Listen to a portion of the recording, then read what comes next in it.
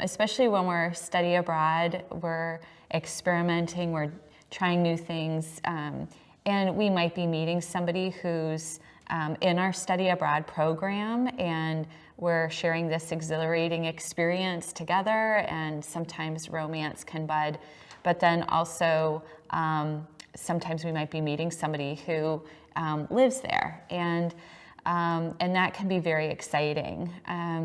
But sometimes there can be scenarios such as sexual assault and sexual harassment, which have nothing to do with romance or sharing an exhilarating experience. However, a perpetrator could use that as an opportunity to groom somebody.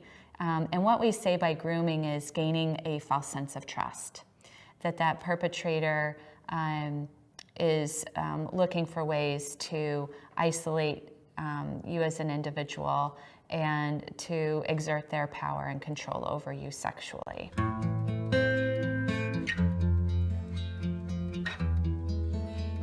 Sexual assault, the definition is defined, per state. Each state has their own set of statutes. Wisconsin has its own set of statutes. Now, when you travel, those definitions can vary.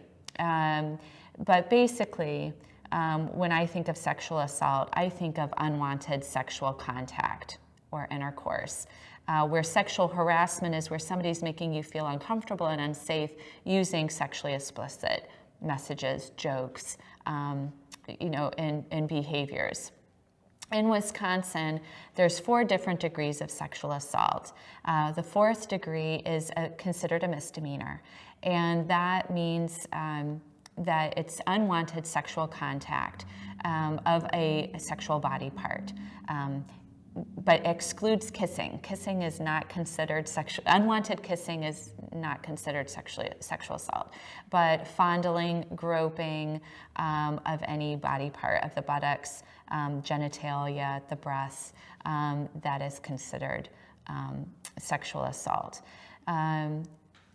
First, second, and third degree sexual assault are considered felonies in the state of Wisconsin, and they constitute unwanted sexual contact or intercourse.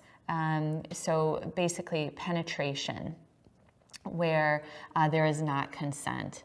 And it's really important to understand that consent cannot be given if you have above a 0.05 blood alcohol concentration. Third degree is when there's no consent and there's penetration. And penetration can happen orally, anally, or vaginally. And it can happen with an object as well as a body part. So a lot of times people don't realize that they've been sexually assaulted because it didn't happen vaginally with a body part. They don't realize it could happen orally or with an object. The first degree and through third degree, it varies depending on if there is injury. So first degree sexual assault is when there's injury, there is threat of force, there is more than one person involved.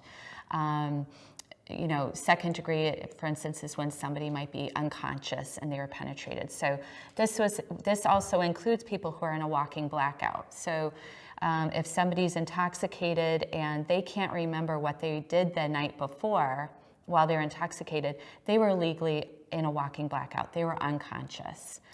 So I think it's really important for students to understand that and understand that too, if they're initiating sexual intercourse with somebody who might be in a walking blackout or intoxicated, that person will not remember consenting the next morning, and that would be considered assault.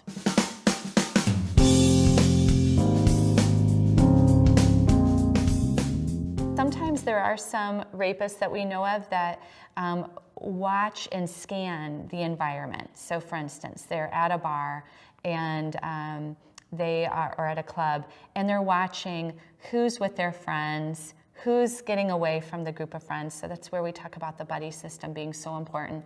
They'll watch who's getting really sloppy drunk or who is getting more drunk than the others. And then they will groom that buddy system and that individual. So the friends that person came with feel comfortable with the targeted individual being more isolated with the perpetrator. And so in those instances, they're not plying the person with alcohol, they're looking for who is more intoxicated or more vulnerable, and then grooming those around to create more vulnerability for that person. Really making an agreement amongst your friends that no matter who you meet that night, that no one goes home with anybody different than that group. So you go out together, you all are coming back together. And if you meet somebody and, to get their number and maybe explore getting back together with that person a different time and day, but really making the agreement that none of us go home with somebody different that night. If you are in a situation where you see a friend who might be targeted by somebody, or you notice this person might be grooming us and trying to gain our trust, that's you want to listen to your instincts, and it's better to be safe than sorry. Sometimes a direct approach doesn't always work in those situations. I mean, it could if you are close with that person and they trust you and will say, okay. But sometimes it can come down to distracting the person, making something up like, hey, I'm bored with this place. Let's go try out somewhere else. Finding anything really to get you and your group of friends maybe out of that venue.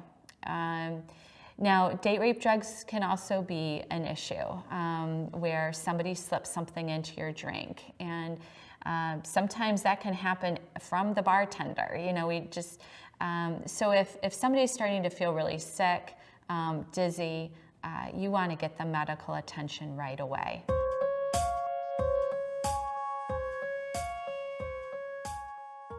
At UW Oshkosh, there's a counseling center. So that's completely confidential. It doesn't go on your academic record. I tell students the only way people know you were here is if you tell them. So that's a place where you can talk about whatever happened to you, and you don't have to make any decisions.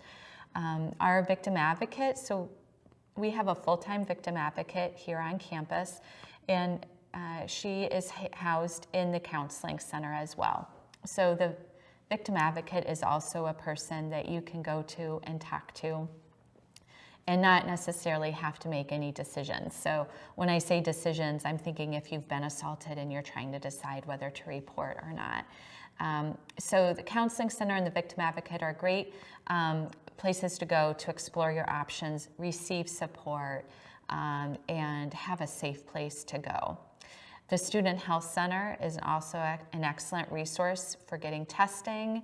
A lot of times we recommend, getting a panel done to make sure you don't have any STIs, STDs, making sure you haven't been exposed, and testing for pregnancy, getting the Plan B pill if you need it.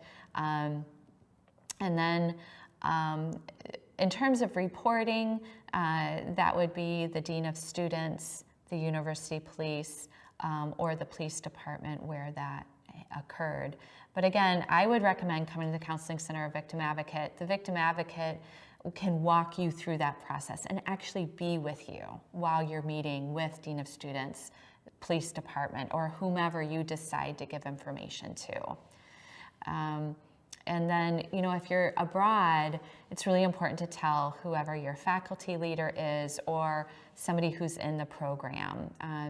So stateside, too, that person consult with us on stateside, and we can put into place different options and accommodations, whether it's removing that alleged perpetrator or if you feel like you need to come home